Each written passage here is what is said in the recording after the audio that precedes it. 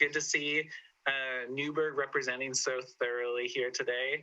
Quick introductions. We've got Mayor Rick Rogers from the city of Newberg, Casey Kula, Yamhill County Commissioner. We have Councillor Stephanie Finley, Council President Stephanie Finley, I believe. We have Councillor Yarnell Holloman, Elise. We have Joya Goodwin from the McMinnville Chamber of Commerce. We have Howie Harkema from so many different things, and Takesha understands what I mean. We have Mayor Linda Watkins from the City of Carleton. We've got Takesha Wydrow from Sheridan Revitalization Committee. We have Carrie Martin, who has, again, many titles, and I'm not sure which one she's here for, but we have Councillor Remy Drabkin from the City of McMinnville, and we have, and then, we have the media, excuse me. Welcome, and I want to get started with our special guest, Councillor Yarnell Holloman. I asked her to join us today to talk about the implications for our own vaccination efforts of the announcement of a pause from the Food and Drug Administration on the Johnson & Johnson vaccine. We can talk about that a little bit more, but I thought we would get started with Councillor Yarnell Holloman. Welcome. And you could tell us what your other role is too, which is why you're really here to talk about it. Well, I'm no expert. You guys have probably read more on the internet or the news than I have this morning, trying to get some things reorganized. But yes, Elise Yarnell Holloman, and City Councilor for City of Newberg. And then I also, in my professional life, work for Providence and am on the COVID response team and oversee our drive-through testing sites, which have now been converted into vaccine sites in the mornings across Portland, Gresham, Yamhill County. So specifically with Yamhill County, really up until last Saturday, we have been doing Moderna exclusively. And then this last Saturday, we pivoted and received 1,500 doses from the state and county of Johnson & Johnson. And so we did 1,500 Johnson & Johnson on Saturday at ADEC. This Saturday, we had already had planned to do 1,500 Moderna. And that was because, yes, so we got lucky. That was because of the manufacturer kind of mishap that happened with Johnson & Johnson of the 15 million doses that were not able to be utilized. We last week saw a huge decrease in allocation to the state. We only received, I believe, 7,000 Johnson last week across the state. So the 1,500 we received was from the week prior. So because we only received 7,000 to the state, Lindsay and team at Yamhill County allocated to us 1,500 Moderna for 417. So we will continue with our clinic on Saturday at ADEC, and anyone can sign up for that clinic. The process that is really being utilized across the state at this point is to register through the Get Vaccinated Oregon tool on the Oregon Health Authority website. And then Lindsay and team receives from the GVO, Get Vaccinated Oregon tool, the emails to send out specific invites for different events within that registered person's geographic area. So it's working pretty well so far, and we're super lucky to be able to have our partners at Yamhill County doing this with us. ADEC has been incredible to partner with. They really have done all of the facilities type work that myself and Prov team would have to do at our other sites. So we've been pretty spoiled. In terms of the Johnson & Johnson pause that the FDA and CDC released today, I woke up and read the news at the same time as everyone else did. So none of us got a heads up on that. And so we, as well as I'm sure every other health system and county, kind of went into action around what talking points we should have ready for patients that have received the Johnson & Johnson dose from us, and then also our patients that have received it elsewhere. And so really at this point, the scripting that we're using is what has been put out by the CDC. So, what we know is that there's been 6 cases identified it's questionable between 6 and 7 million people who have received the Johnson & Johnson vaccine thus far. So really, truly kind of 1 in a million at this point. All the cases have been between women ages 18 to 48. Not totally sure if it's if it's correlated or what the findings will be, but that is why we are waiting for this. We are pausing really until the FDA and CDC can provide us with more information. And obviously, until we receive more information from the CDC and FDA, we will pause entirely on administering the Johnson & Johnson vaccine.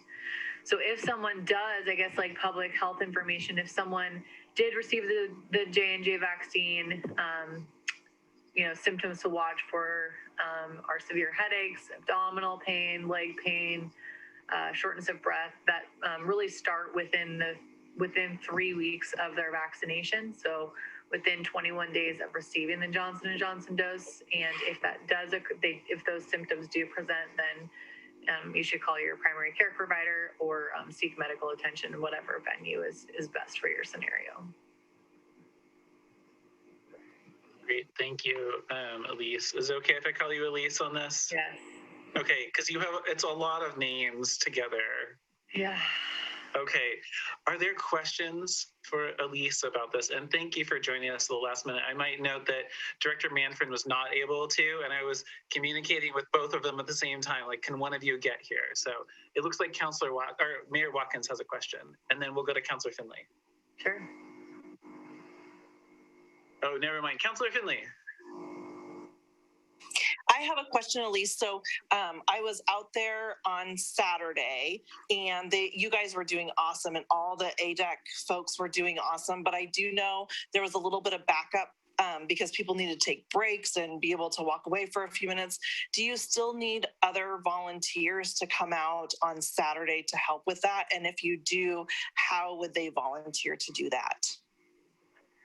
Yeah, so behind the scenes, not that it matters to anyone, but really our backup has, let me just kind of speak to that for a second first. So the backup that we've seen the last 2 weeks have primarily been patients that either signed up on the tool and it didn't capture their information. And so when we received the county list, it was not on the information. So we have to do a full chart build in our electronic medical record system.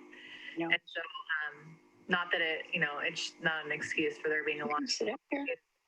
We have to build an entire chart so that we're documenting appropriately and that it flows into the alert system for the state. And then also people arriving, 2 hours early. So that really has been a thing. And we're able to script to our Providence patients pretty well. So the first 3 hours, if you were there in the first 3 hours, we had really no line. It was queuing perfectly. And I was kind of looking around like, oh my gosh, we're going to do it. It's going to be perfect. And then all of a sudden, we really started to see people showing up early. And so, and also people showing up with, 4 to 5 people in a car that needs to be vaccinated. And if those people don't have a chart built, it creates an operational struggle. So we have a couple things in place next week to collapse on cars that have more than 2 people, have more of a fast pass lane for people that have 1 to 2 vaccinations needed. But in terms of volunteering, absolutely. For now, you can reach out to myself, elise.yarnell@providence.org, and we can get you connected with Kaylee, who's the kind of owning the volunteer list for ADEC. So we had a lot of friends from Rotary there last week. I think some young pros are going to come this week. I know Mayor Rogers was there. I know you were there. So yeah, anyone's welcome to come and participate. Great, thank you. Councillor Finney, do you want to follow up or are you good? All right, and then Mayor Watkins, did you want to say something? You were unmuted.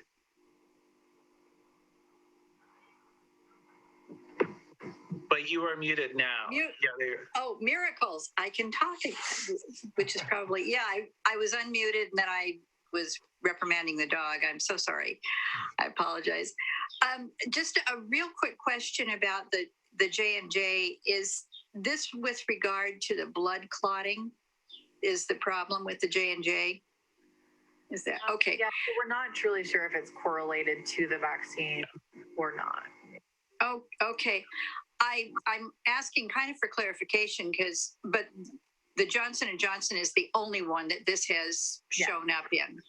Yeah. Okay. Because I had a friend who was my neighbor was worrying the other day. She had a blood clot, but she took the Moderna. So I just wanted to kind of clarify with her that no, that probably is not what caused the thrombosis. Okay, great. Thank you very much. Sure. You're good. Okay, thank you. And then, Elise, I know that the YCAP and Public Health and Providence have been working on clinics specifically for homeless community members. Are those still happening? My understanding was that maybe some of those would be Johnson & Johnson related. Is there a substitute, or do you know? Yeah, so that I did not mention that. So we have done 1,500 at ADAC of Johnson & Johnson.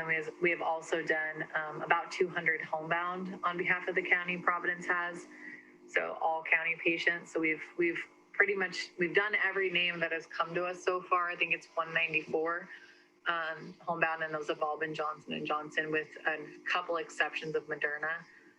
For the shelters, houseless population, we did 3 last week in McMinnville. I believe we did 87 houseless community members in McMinnville at Motel 6, Best Western, and then also River Street Church in Newberg. We were slated to do today the Best Western in Newberg, but that was Johnson & Johnson, so we're going to reschedule that as Moderna. And then Love Inc. will be on Thursday, and we'll use Moderna for that as well. We've also been able to do a couple Latinx events with Unidos. We have another one scheduled for next Friday at the high school in Dayton. So we will be using Moderna for all of those if Johnson & Johnson is still on hold. Great, thank you. And then a follow-up question on there. Do you know, for folks in the community, you would probably know this, is there an easy way for them to cancel appointments? And I say that because I've heard that at some clinics, they're like, somebody has tried to schedule, an appointment here, an appointment there, and then they just go to the one that's closest to them and then leaving empty spaces. Can you talk to that, or do you know about that? Oh, I know all about that. I think it's just really tough. Okay, I'm not wearing my Providence hat right now. I'm wearing my public official hat.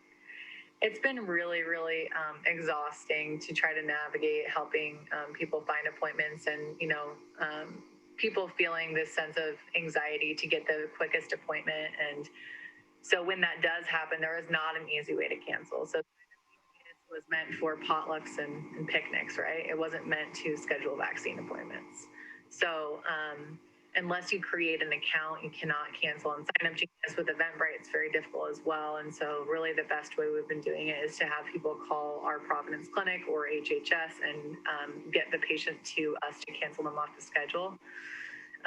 But I would say that, if someone is anticipating canceling an appointment because they were able to get into Walgreens a day earlier or whatever it is, I would really encourage people to not do that and really try to see your appointment through, and unless there is a extenuating circumstance that you need to reschedule your appointment for.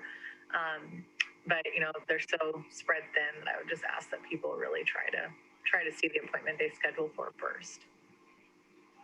That's super helpful. Thank you. And then Mayor Rogers, you have your hand raised, but Howie Harkema is unmuted himself. So I want to make sure that he did it before your digital hand. So Elise, I hate to ask you this question since it's a Yamhill Public Health and YCAP question, but there is a scheduled houseless event at the Cooperative Ministries on April 20th. And I heard that was going to be Johnson & Johnson as well.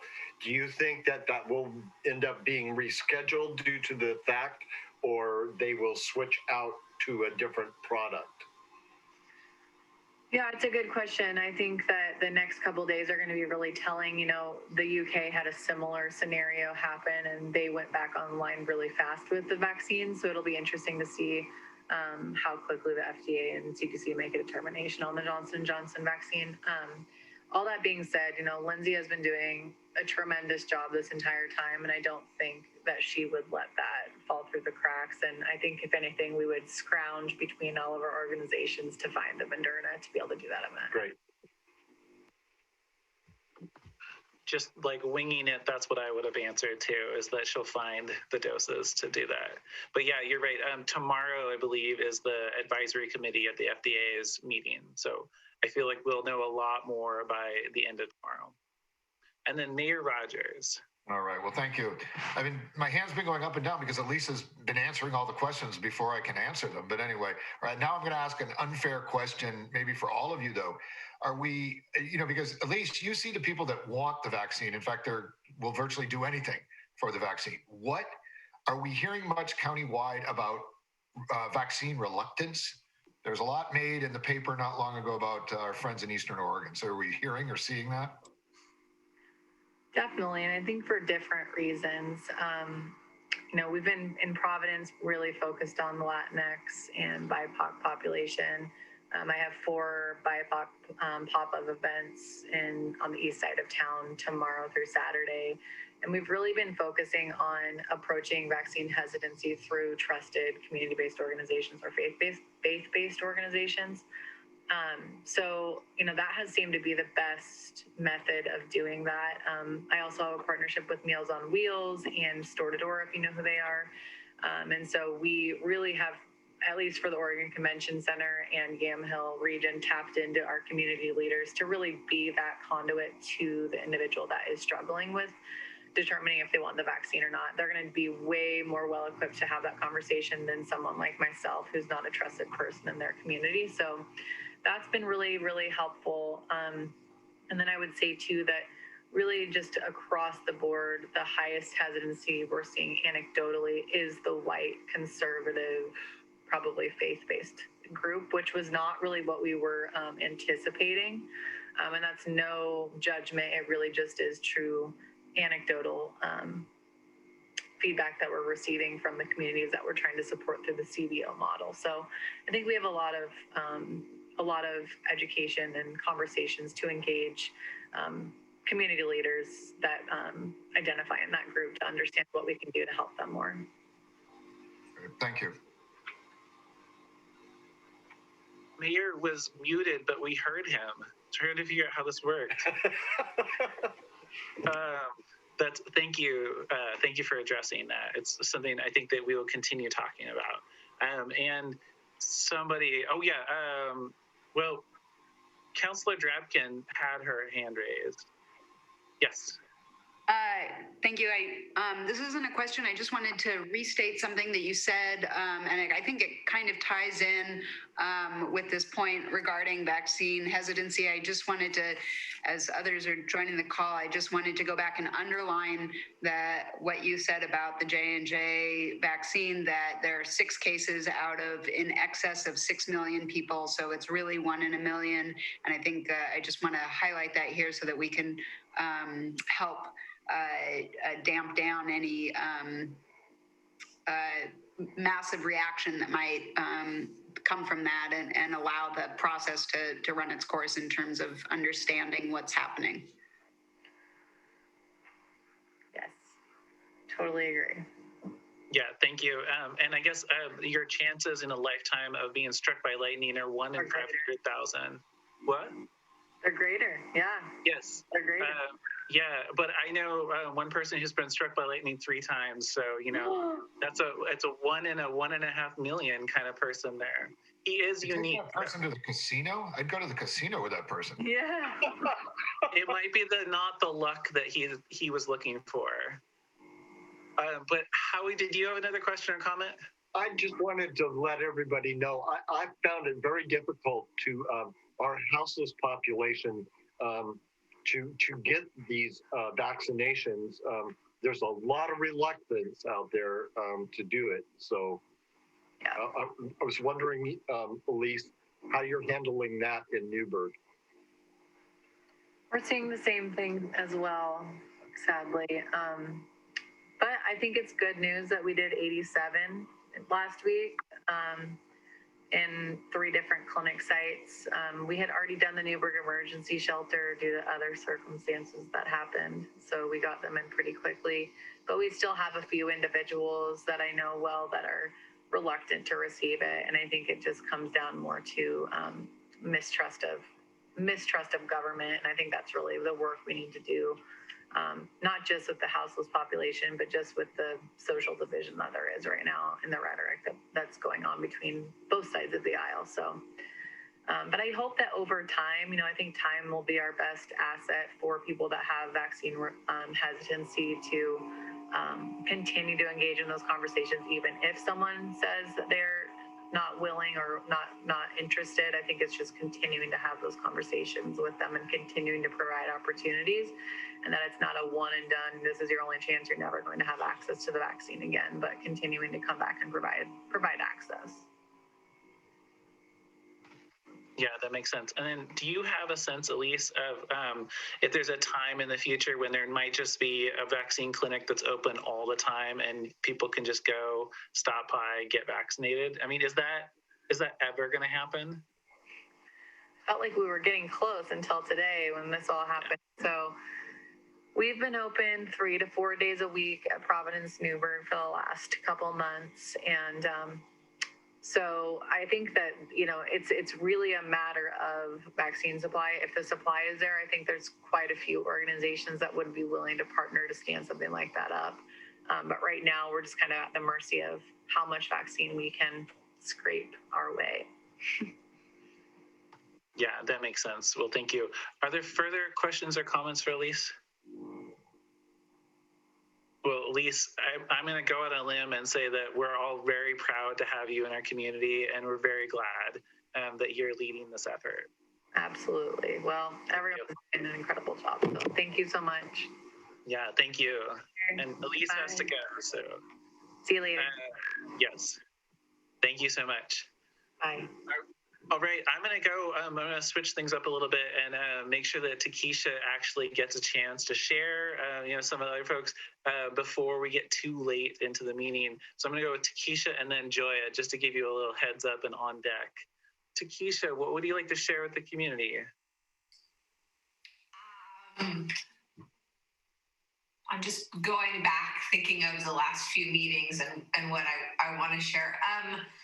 I just want to say thank you for your help, Casey, on just, we have not a lot. There's some people in Sheridan that have some concerns with a few locations where, towards the entrance of town, where it doesn't look spectacular right now. And you were very helpful in connecting me to the correct people, along with Commissioner Sterrett.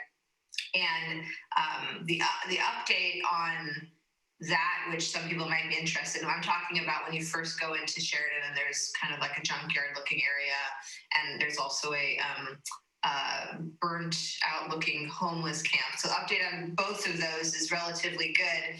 The homeless camp, the gentleman that's been staying there is planning on getting that cleaned up. And at our last revitalization meeting, we talked about connecting that gentleman up with a group of wonderful people in the town that have already volunteered for other homeless camp cleanups in coordination with, I believe, the sheriff's office to make sure it's all being done correctly.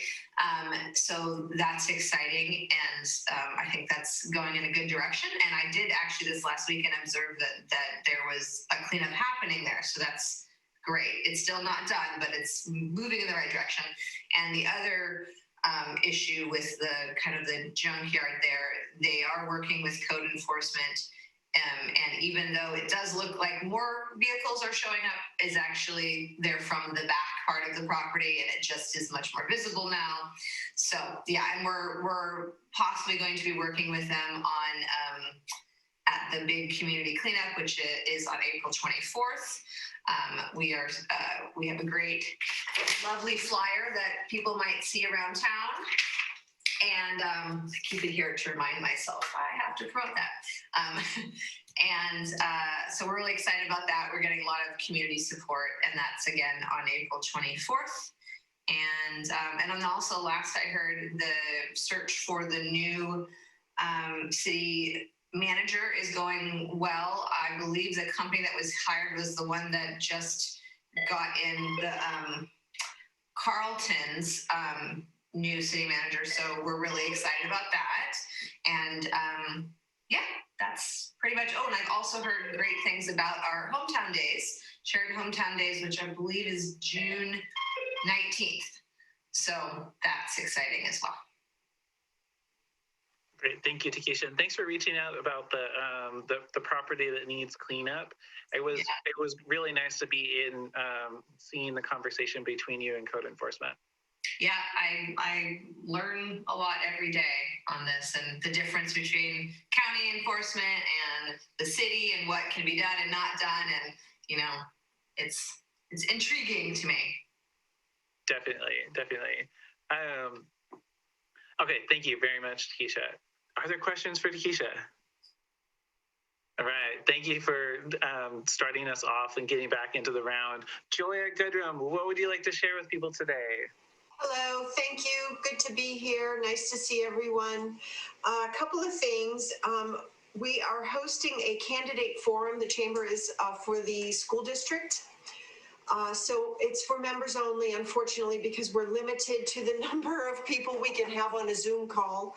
But we're super excited about it. All 6 candidates, well, I take that back. 5 candidates have said yes. I'm waiting for the last one. And that's from 6 to 7 p.m. and it will be via Zoom. So I'm super excited about being able to bring that to our membership. And of course, Turkey Rama, we're still working on that. We'll see where we are. And we're really waiting to see how things play out over the next month or so. Lemonade Day, we are absolutely having Lemonade Day. Yeah, I know, right? So excited. Love Lemonade Day. August 21st, I want to say. And last year we gave out 250 bags. We anticipate we will do that again this year. And it's all about teaching our kids about entrepreneurship. So super excited. And if you know any kids, oh, by the way, we're going to have a registration day at Serendipity. And so if they come to the registration and they register, they get a free ice cream cone. So it's, right? I know. Maybe they'll have lemon ice cream that day. Anyway. Super excited about that. Also, we have been working on a business diversity committee, and it is really to engage our minority and BIPOC businesses. And so we have a survey that we'll be sending out to them, excuse me, to learn more about their needs. It's not we're sending it to them, we're actually gonna go and talk to them about it.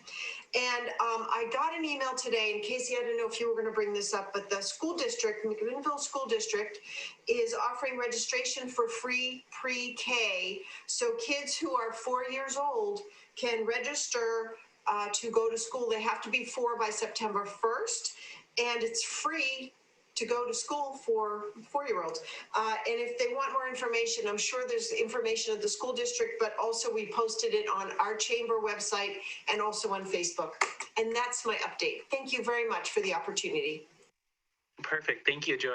And the last note, I believe I forwarded it to everybody, so I apologize if you're getting lots of emails from me that are mass CC, but I wanted to make sure that got in front of people in the McMinnville School District. So thank you for bringing that up. Are there questions for Joya? All right. Thank you, Joya. I'm going to go to Howie Harkema and then Carrie Martin next. Howie, what would you like to share with people today? Well, as you all know, Champion Team will be closing its doors on the 30th of April. And so we're slowly packing up and getting ready for the move out. A lot of stuff will get thrown away, and some of it will be donated, and other things probably will end up in our dump, unfortunately. However, Encompass Yamhill Valley made a board decision last night that we're going to move forward with the building that we're looking at on West 2nd.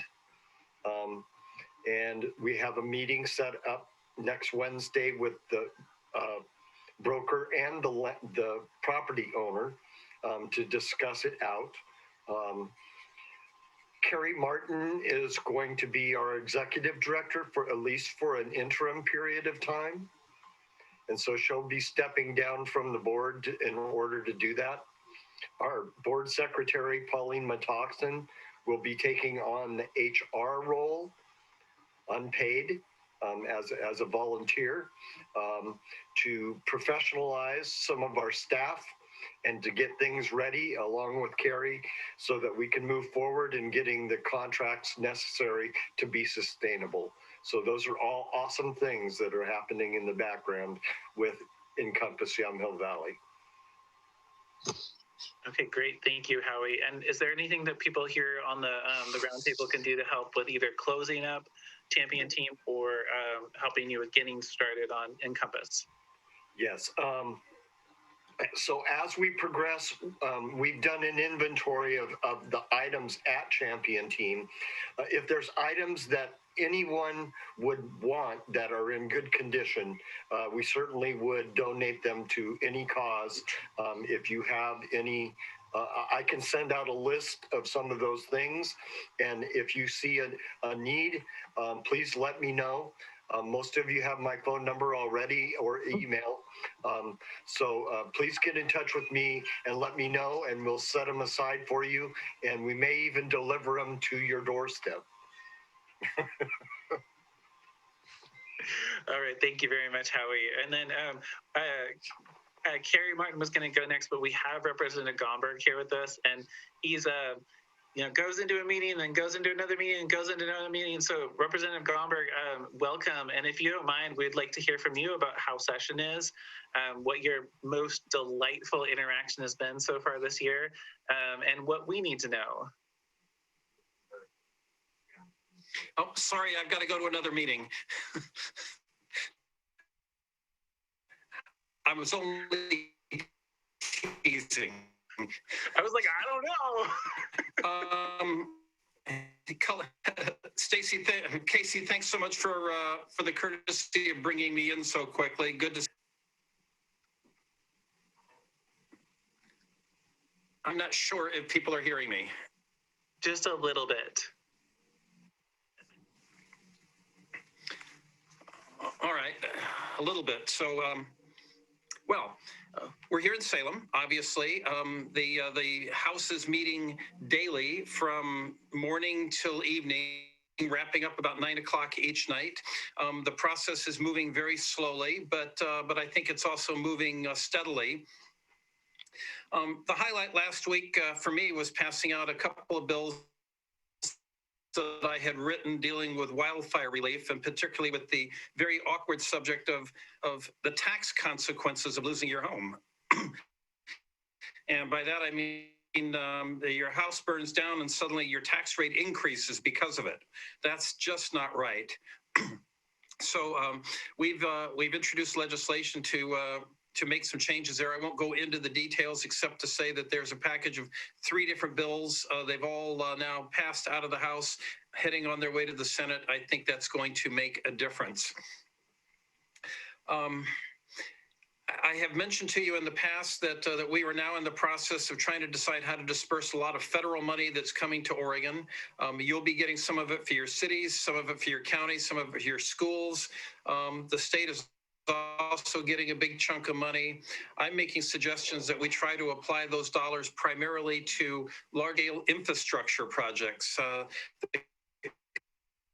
kind of shovel-ready projects that are out there for dams, for ports. And in the case of Sheridan, one of the things I suggested was the efforts of the Sheridan School District to acquire property for a career and technical education center right across the street.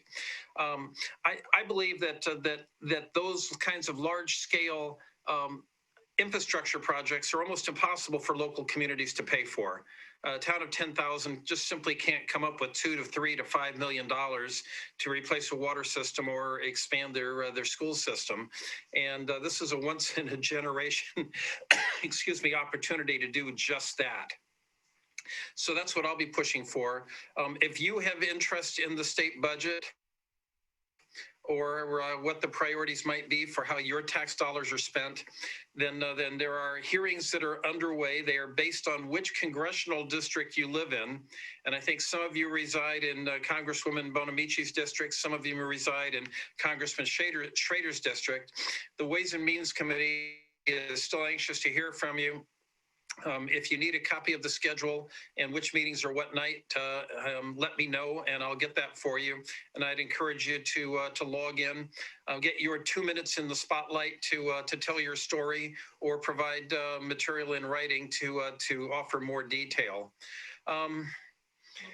I can tell you that there was an announcement earlier today of yet another positive COVID in the Capitol.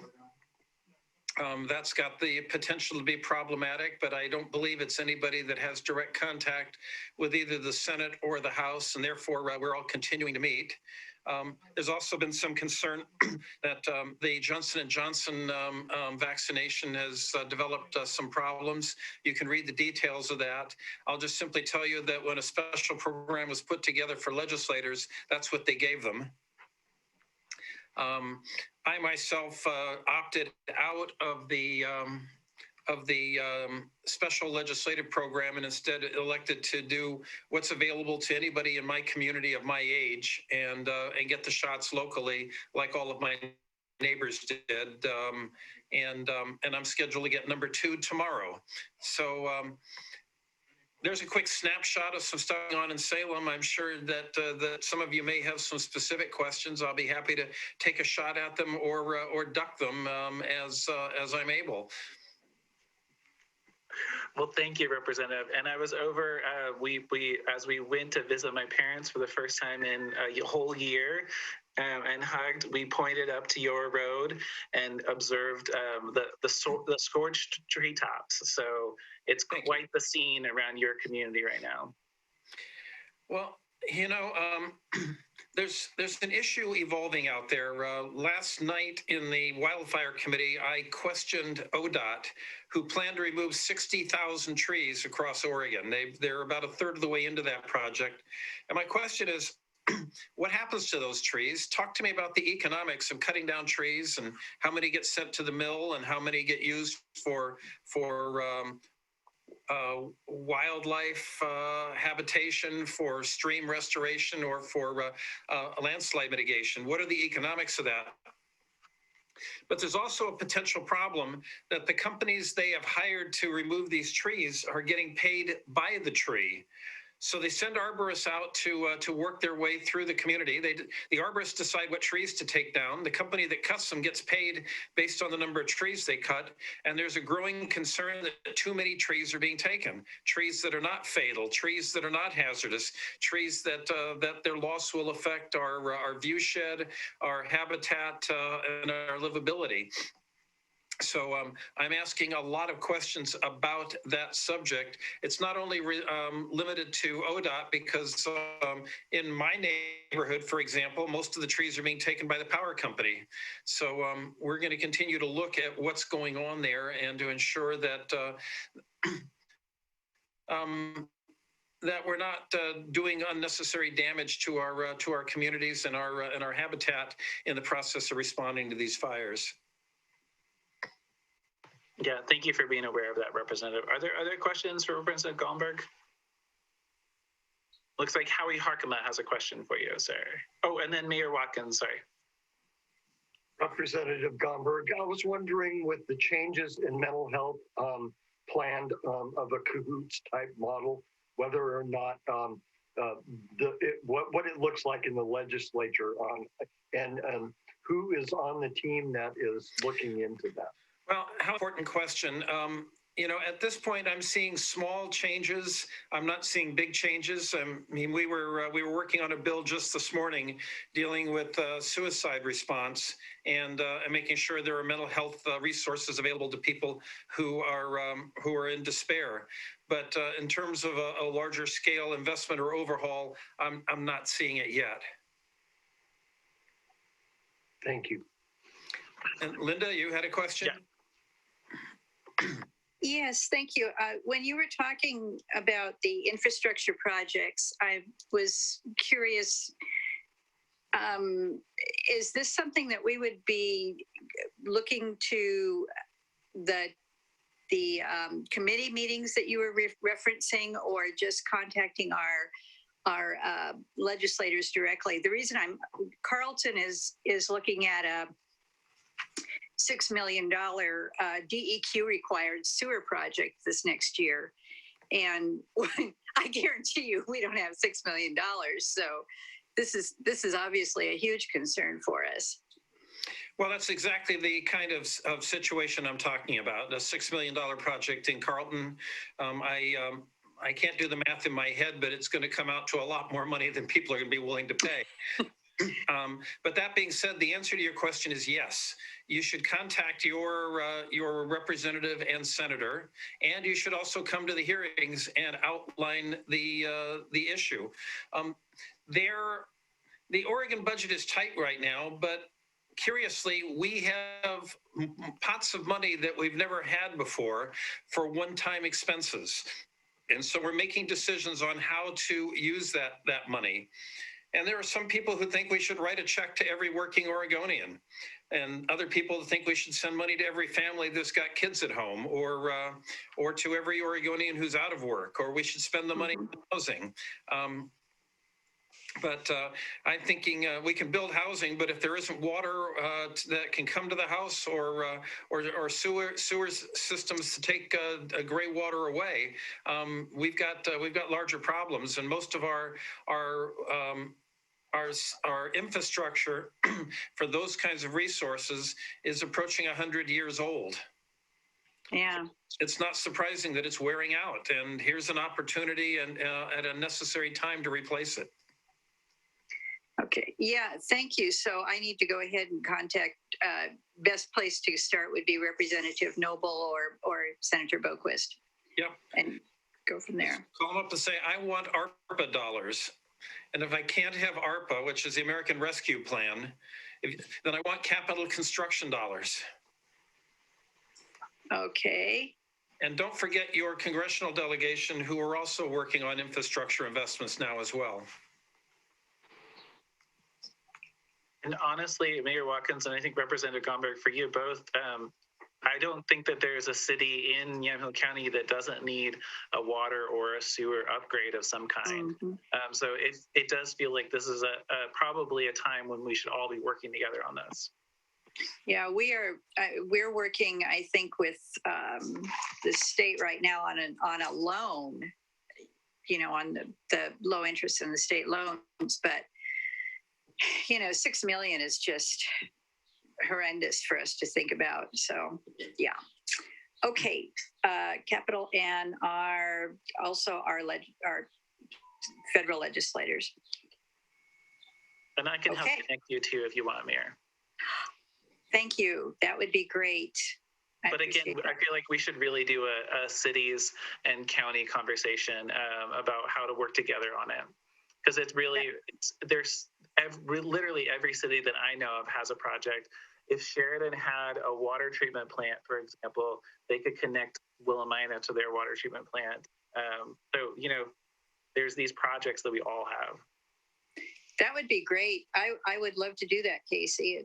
We just need to get moving on it, and quickly, it sounds like. All right, I'm making a note. Thank you. And thank you, Representative. I appreciate that. You're very welcome. And unless there's another quick question, I'm going to let all of you go, but it's always good to see you. Yeah, thank you, Representative. Thanks for all you do. And I'm going to ask, Carrie Martin has a brief update, it sounds like. So welcome, Carrie. And you can tell us who you're representing, since I think of you as working for the county, but I know that you also work with Champion Team and now Encompass. So I would say all three. But what I was just going to add to the report that Howie gave is that, unfortunately, we don't have all the answers about the transition period between Champion Team and Encompass Yamhill Valley. But we are learning things every single day. So we will soon have a reliable presence on social media, and we will have a new website. And so we will use both of those mechanisms to push out information about new programs and services or partnerships that are going to be available. So new information will be coming. And that's it. All right, great. Thank you very much, Carrie. And I'm going to go to elected officials now. Thanks for your patience. And Councillor Drabkin, I know, has an update, and I don't know how long she's with us. So, Councillor Drabkin. Thank you so much. I wanted to talk a little bit about the Restaurant Stabilization Fund that is coming out in the new American Rescue Plan. Nationwide, there will be $28.6 billion in grant funding that will be administered through the SBA. And these are grants, not loans, even though they're coming through the SBA. And I just want to pull up my notes on this real quick. So this will be available to all food service or drinking establishments, including restaurants, caterers, brew pubs, food stands, food trucks, tap rooms, and tasting rooms that are not part of an affiliated group with more than 20 locations or publicly traded. And the biggest piece of advice that was given in the meeting I was in is to have your 2020 tax filings complete. The grant is calculated as follows. It's your 2019 gross revenue minus your 2020 gross revenue minus the total amount of all PPP loans received. And then the first 7 days of the program will be limited to 60,000 applicants, which, for the food and beverage industry is very, very few. But the first 7 days of the program will be limited to 60,000 applicants in priority, including companies owned and operated by women, veterans, and socially and economically disadvantaged groups. Then for the next 14 days, after that, the SBA will accept all applications from all businesses. And it's just a 21-day period. So this is another grant process where having your paperwork in order is of utmost importance. I'm sorry, Joy is not on the call anymore because I was hoping that would be something she could send out through her networks. And then also House Bill 2358 is working its way through, and this would have a lot of impact in our area. This House Bill 2358, if approved, eliminates the federal exemption on overtime for agricultural workers and establishes a 40-hour max work week. And right now that has moved to the Rules Committee. So the conversation on that is not closed in the same way that a lot of other conversations around legislation have closed today. And then the other thing that will be pretty impactful for our area is Senate Bill 406 increases the number of cases that wineries can ship each month. So that's a direct to consumer, and that actually has unanimous support in the Senate. So that's wine industry things. Other more county specific things. I have been working with the Housing Authority on additional funding opportunities for Stratus Village, and again, connected with Abisha, who was able to add that project to a list of other projects that we're going up to the state level, and then also connected with Bonamici's office in terms of looking for earmarks. There were at the time 60 applications that had come in from the state seeking earmarks for projects, and because the Stratus Village project is ready to go, it was defined under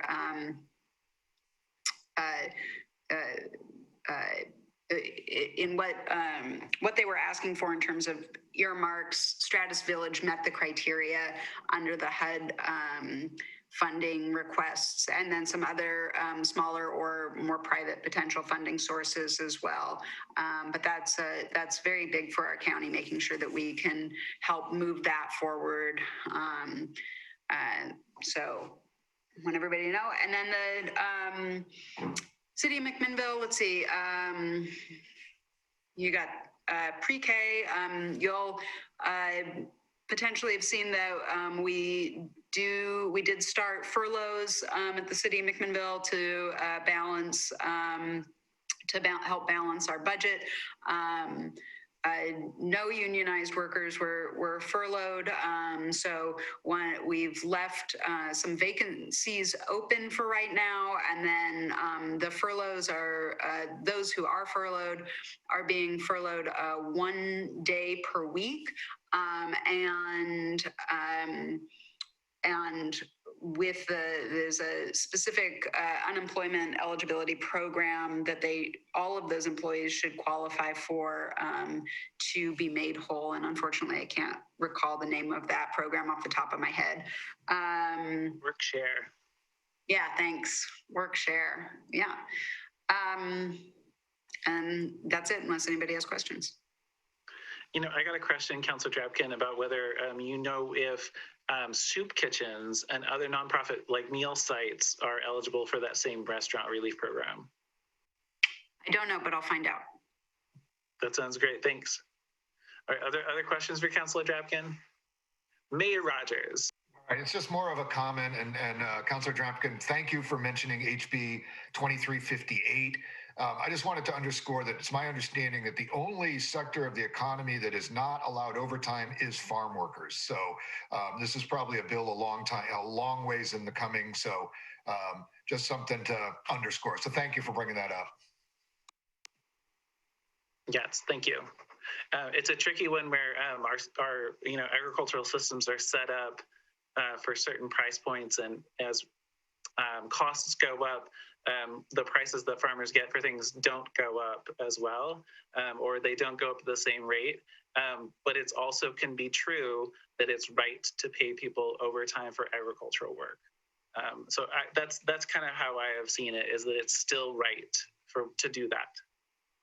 And I think that the state really should work on setting up a system where that is either phased in or where businesses are helped with that at first. It's a really good opportunity, though, for innovation. Okay, thank you, Councilor Drapkin, and thank you, Mayor. And with that, I would like to make sure that Mayor Watkins has an opportunity to share with us as well. I know that you've shared some things, but a formal update would be great. Try this again. It's working today. I'm so excited. I was hoping that our new city manager would join us today. I don't know what happened there. I thought she was going to be with us, but she kind of got dumped right in the middle of a big pot right off the bat. So she started with us last Monday, and I think has been getting her fill of information. Obviously, we're struggling, as I mentioned, with funding for some huge projects. Last week, we had a conversation at our council meeting about, once again, a new city hall, and also our water and sewer rates, which our water rates are not going to be increasing quite so much this year. It's going to be like, I think, 3.1% on water. We're able to keep that down a little bit. Sewer is going to be 12%, though, because we have a lot of stuff going on there. And so we're looking at rebellion among the citizens are not happy. So, and particularly when we were starting to talk about the city hall, I don't know, we have been kicking that can down the road for, I think, since I moved here, which would have been 17 years ago. So I don't know what we're going to end up doing there. So we're still struggling with that one. Probably the biggest news in Carleton right now was that for us, we don't get a lot of accidents. And last Friday, a young child ran out in the middle of the street. It wasn't the driver's fault, and it wasn't the kid's fault. The kid did the truck slammed on his brakes. He managed to he ran over the child's foot. And that was the worst injuries, which we're all very grateful for. Our police department checked it out and said, no, the driver was not going too fast. But I think traffic is one of the biggest problems that we have in Carleton, and these are streets that are not meant to go 20 or 25 miles an hour on. They just aren't. And I think we're going to, the city manager and I are going to start talking about strategies that we can start working on. It's something the community's got to take responsibility for and step up for. And so I think we're hopefully going to be working on figuring out ways to pull our community together and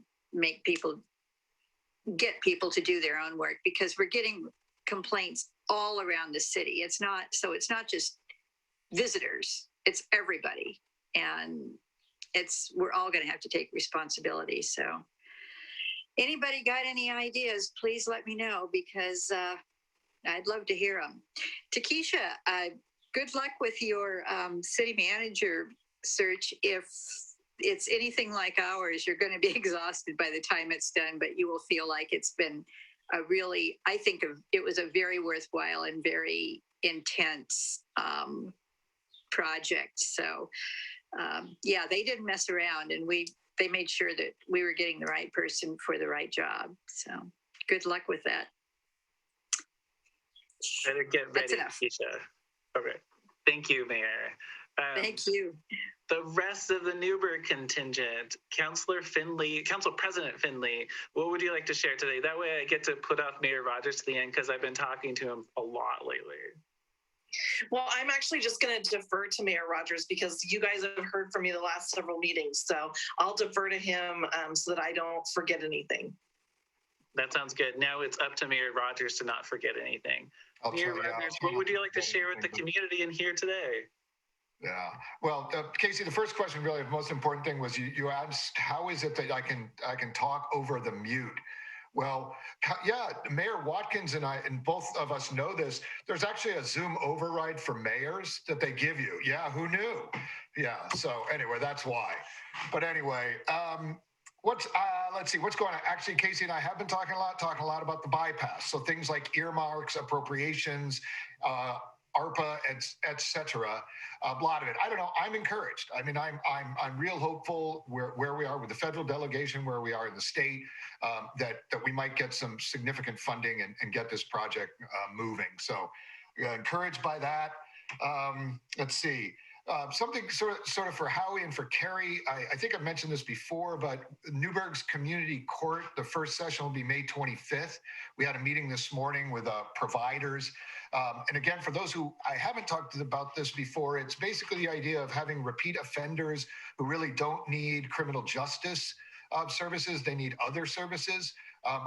We're bringing in the providers and holding that and trying to get people signed up for those services at that time as a diversionary method. So excited about that. Will you repeat that date again, please? Oh, May 25th. May 25th. Thank you. May 25th at 11 o'clock at the Newberg PD and the where we hold court. So that's exciting. Judge Blake, give him the credit for really pushing this. And I'm hopeful, and I actually had a chance to speak with Chief Kovsmicki today, and they too are quite hopeful that this will be a way to actually get services to people that need them, rather than sort of trying to have police serve in areas that probably isn't their best focus. So excited about that. Let's see, our budget starts. So first session, April 20th. So we're, again, like everyone else, going through that. At this point, fortunately, we've not heard anything on layoffs or cuts or that. We hopefully are going to be okay, but we'll see. We are not going to touch any of the ARPA money. We'll wait to see what more of the regulations of that are, and so we'll bring that in after for later discussion. Let's see. And the only other two things, people have asked about the mill site and Crestview Crossing being the project across from Providence. Although it doesn't look like a whole lot's going on, I'm assured that a lot of it is because either it's A, underground at Crestview Crossing, or B, in the mill, it's in the buildings taking out recyclable material and this kind of thing, but they are both moving forward. And that's about it. The Camellia Festival, while it did go on Saturday, the turnout wasn't exactly what it had been in the past. But again, during COVID, we're happy that 250 runners showed up, and quite a people saw some beautiful, beautiful camellias. So that's what I got, unless I missed anything, Councilor Finley. All right. Thank you, Mayor. Howie, did you have a question? You turned your video on, so. I was just excited to hear what he had to say about the court. I'd like to attend and see how it goes. All right, that sounds good. Yes, definitely. Let us know. I may actually try to attend too, but keep us posted, please.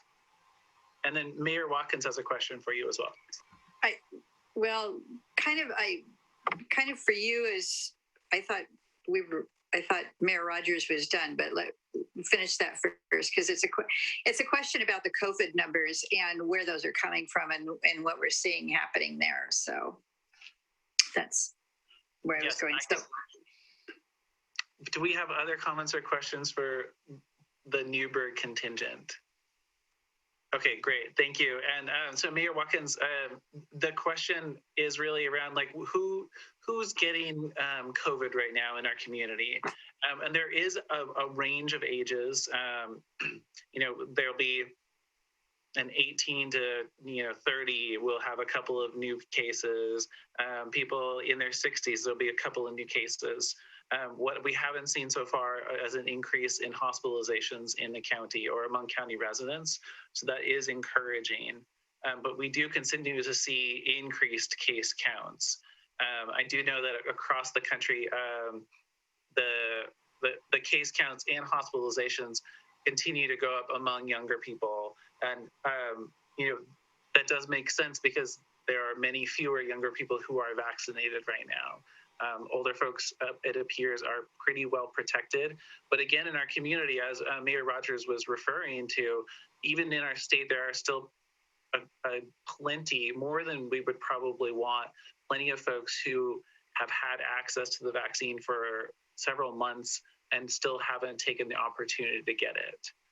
Right. So there was a facility, a long-term care facility in Eastern Oregon where 2 of the 20 caregivers had been vaccinated and half of the residents. And so that's still it's still a challenging thing because those folks still are at risk, right? Yeah. And we've seen that, again, folks who are vaccinated can get coronavirus. And the Oregon Health Authority reported that among the 1.5 million people who had at least one dose, that 168 people had coronavirus, had been found to have a positive test. So we are still seeing some of that, but the hospitalizations are considerably down. Yeah, well, question about that too, or comment? Yeah, go ahead. I just was wondering, it might be a dumb question, but is there a way to tell the new cases if they're the variant, or is that not possible? Right, that is an excellent question. I do know, and this is really a question that should be answered by Director Manfred, so we'll try to get her on next week as well. But it's the state is doing more sequencing to see what the variant is. I do know that across the country, I think it's the B117 variant has increased tremendously. And we do know that in Yamhill County, it is present. But I will go and I'll try to find some more information about specifically what the variants are within our county. Because again, it is a more contagious variant is what it appears. And then Mayor Watkins, I think you were not done. Yeah, now I forgot what I was going to ask. I'm sorry. Thank you. Well, but along those lines about case counts, we are in the, I don't even know what it's called. It's really a probationary period. There was a waiting week before moving to a different, moving up a risk category. And now there's a probationary period after the waiting week. So if we moved this week, we would move from lower to higher, and we'd actually skip the moderate risk level. Yeah. So that's something to just be aware of, is that it really still is circulating in our community at a rate that's high. We aren't moving to it on Friday because this isn't a movement week for us. I'm barely keeping up with that, but I will keep you posted as I learn more. Yeah. So one thing that I was going to say, we did post the job applications or job notice for lifeguards. So needless to say, we're biting our fingernails. Yeah, and the one thing that I've been asking the governor's office and OHA to think about is I've asked them to work on what the recommendations are for people who are fully vaccinated, because clearly the risk is different. And if we're not seeing upticks in hospitalizations from these groups, then I think it would behoove them to at least have something in the works. Right now it's not equitable because not everybody has had opportunity to get a vaccine dose or the full complement. So we really should not be providing different sets, in my view, different sets of levels of behavior, as it were, or guidance. But at some point we will have the situation where it's been offered to enough people that we can consider having different views on it, right?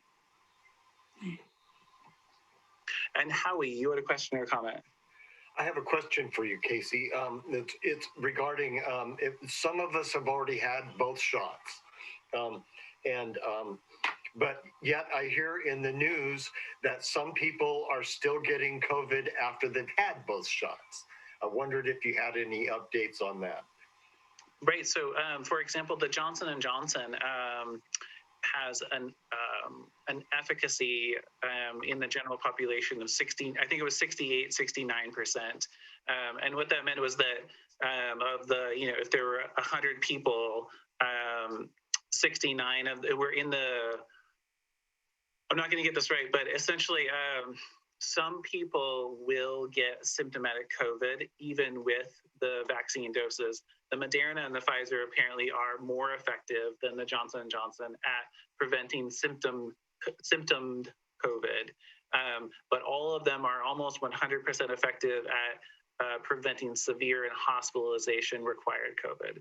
I hope that makes sense. Yeah, there was a study that was done the interim results were released last week from the CDC of 3,500 workers who were first responders, law enforcement, prison corrections staff, and hospital workers. And it found that with weekly surveillance testing for COVID, that there were almost no folks in the real world who were showing any virus particles within their body. So no genetic material, like it wasn't popping up on a COVID test. So that's really encouraging because it suggests that a person who's fully vaccinated isn't actually shedding the virus or really even getting it. Because there was a question about whether it was just for the person or whether you could still transmit it, you catch it and transmit it with the vaccine dose on board. So that's all interim analysis. And again, we don't feel comfortable until you see like a real study that's come out and published, peer-reviewed journal. But in this case, it is helpful. And that's why, the FDA is watching really closely the Johnson & Johnson, because they don't know, is this one of the lightning strikes, or is this something that's really associated with the vaccine? So I will keep you posted as soon as I hear more on that one. Thank you. Yeah. Are there any other comments or questions? Well, it's very good to see all of you again this week. Thank you for all of your work in the community. And we will see you next week. But remember, out there in the community, everybody who's here is working for you every day. So if you need something, reach out to one of us. And Takesha knows about code enforcement now. So she's one of the experts. All right. Thank you, everybody. Thank you, Casey. Yes. And we'll get that water